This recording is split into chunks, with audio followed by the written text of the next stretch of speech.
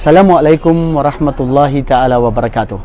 Mga kapatid sa pananampalataya at aming mga kababayan na nanonood ngayon sa video ito. Gusto ko lang po ibahagi sa inyo ang simpleng buhay ng isang mananampalataya. Katulad ng ating kapatid sa Islam, Sadiq. Min aina anta ya akhi? When? Min? Ana Pakistan. Aha. Kapatid po natin ng Muslim na taga Pakistan. Yani kam sana inda shugul kida al-hida? أنا 9 سنة. 9 سنوات ما شاء الله. 9 سنوات هنا في الرياض. أي في الرياض. في الرياض يعني. كيفش كان شغل كويس؟ ولا كويس الحمد لله. الحمد لله. أنا. يعني مطمئن القلب يعني. يس. الرزق من الله. الرزق من الله. الحمد لله. كم أولاد عندك؟ أنا أولاد 4. كلهم في الباكستان؟ كله في الباكستان. ما شاء الله.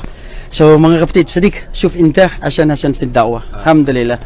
Mga kapatid, tignan po natin mga kababayan, ang buhay ng isang mananampalataya dito sa mundo ay napakasimple po. Ang mahal nating propeta sallallahu alaihi wasallam ay nagsabi na laysa al-ghani bi kathratil mal wal amwal wal aulad wa innamal ghani al-ghaniyun nafs.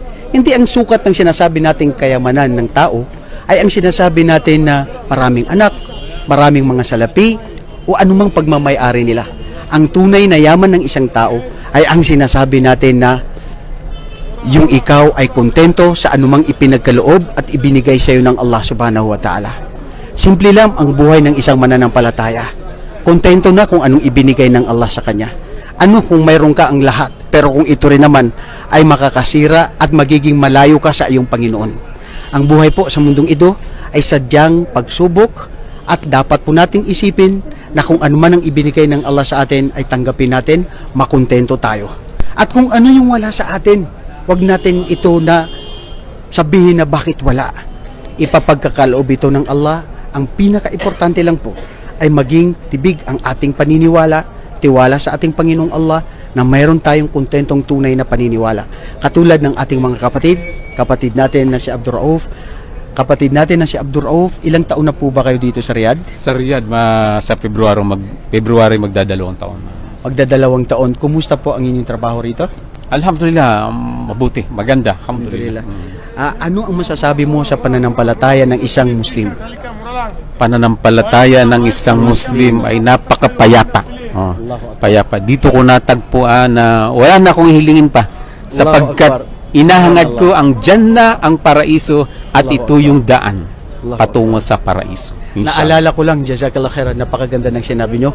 Naalala ko lang ang isang sinabi ng mga scholar na kung alam lang ng mga hari ang pananampalataya ng isang Muslim, ito ay aagawin sa kanila. Ang ating kapatid, itong kapatid natin, na tanungin din natin na si Brother Ismail patungkol sa buhay niya rito sa Riyadh. Kumusta ka, Brother Ismail?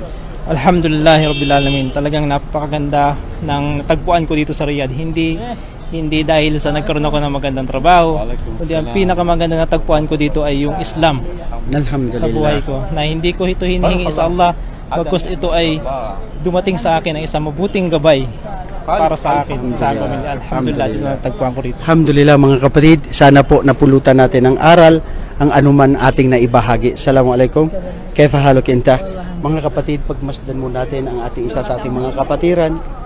Sa pamamagitan nito, tayo po ay sana magkaroon ng pagninilay-nilay sa buhay natin na kung ikaw ay wala kang sakit, maganda ang pangangatawan mo, tignan natin ang mga katulad dito.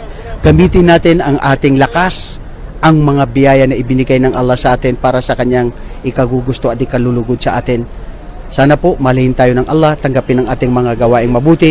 Hanggang sa muli, sana po napulutan ng aral. Assalamualaikum warahmatullahi ta'ala wabarakatuh.